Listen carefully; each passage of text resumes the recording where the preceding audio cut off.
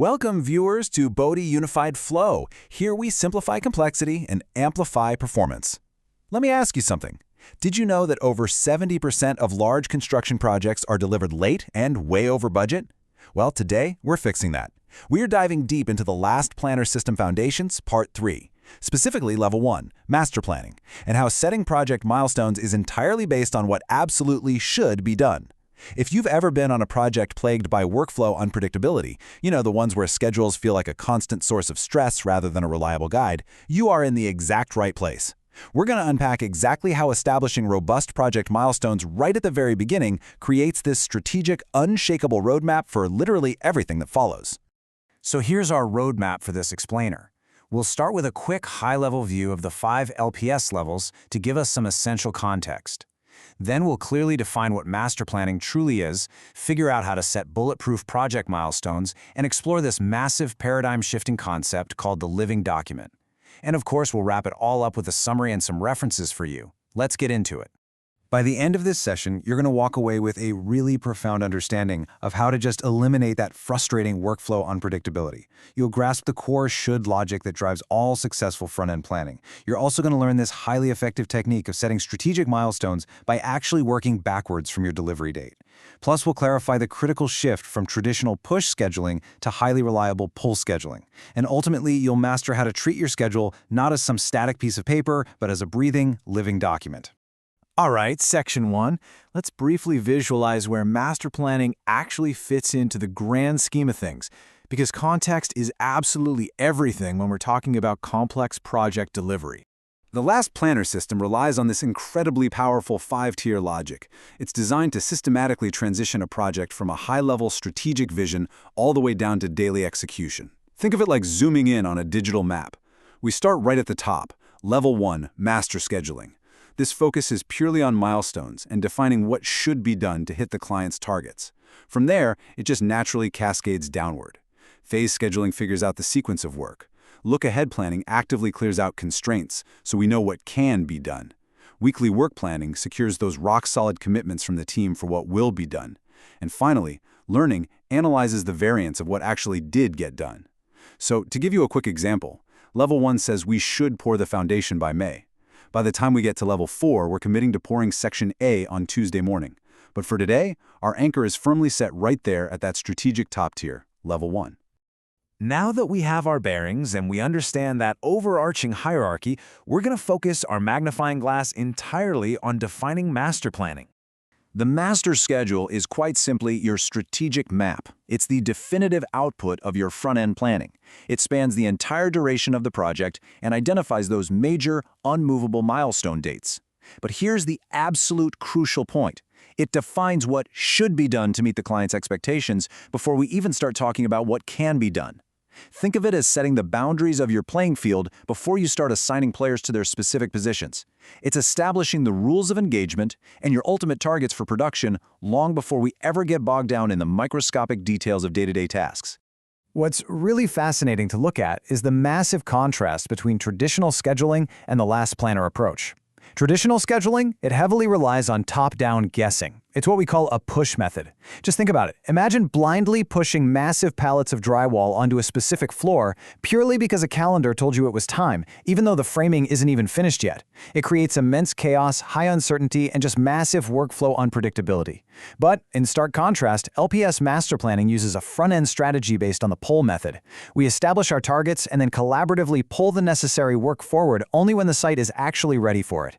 This completely changes the dynamic. It significantly reduces waste, eliminates all that logistical chaos, and really smooths out project variability.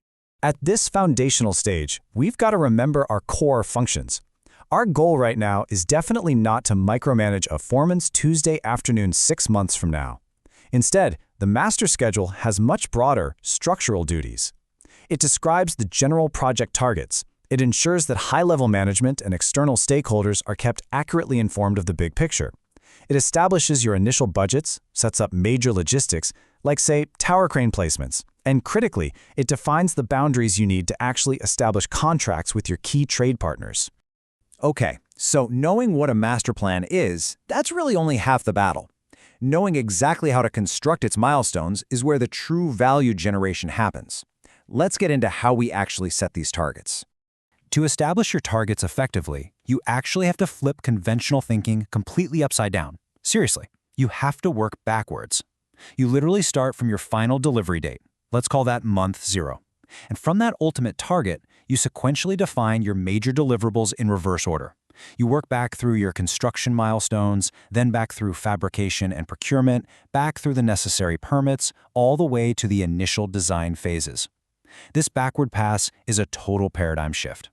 It ensures that every single milestone is explicitly pulled by the final delivery requirement, rather than just being arbitrarily pushed forward from some assumed start date.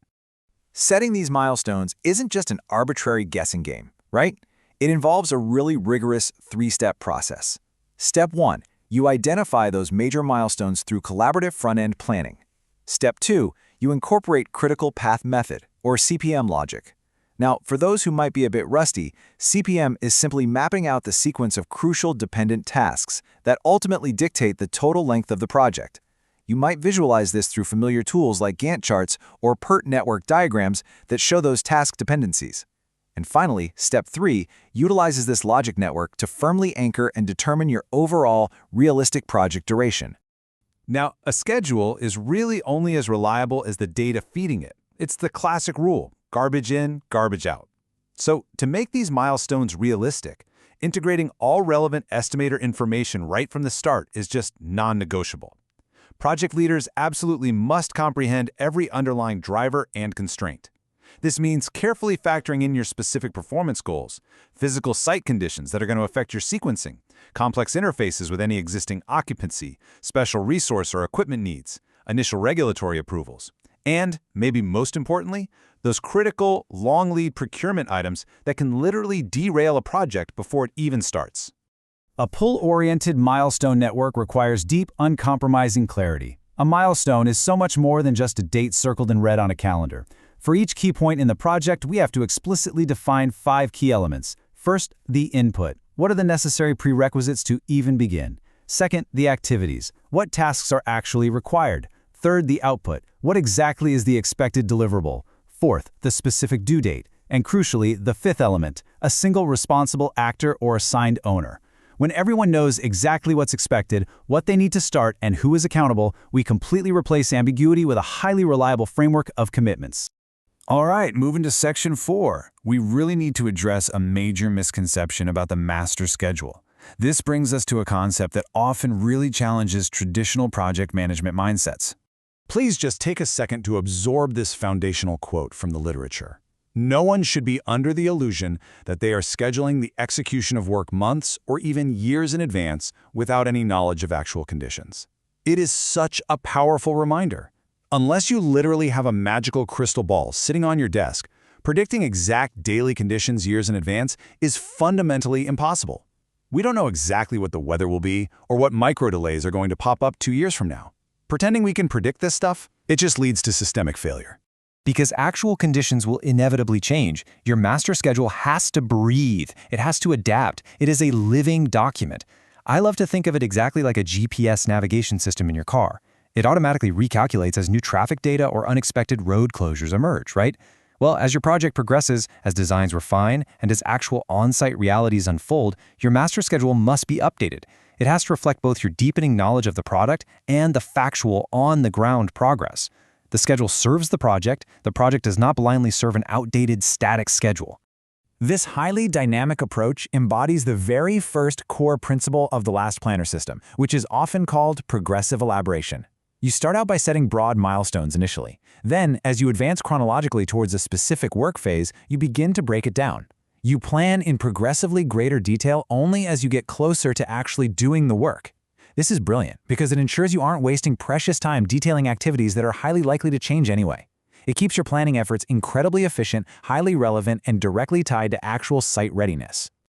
We have covered a tremendous amount of ground today regarding the strategic heights of the last planner system. Let's go ahead and wrap up by summarizing our key takeaways and making sure we've thoroughly hit those learning objectives. So, we've successfully covered how master planning sets the strategic boundaries of your project. Remember, Level 1 focuses purely on the should logic, what needs to happen to meet the client's goals.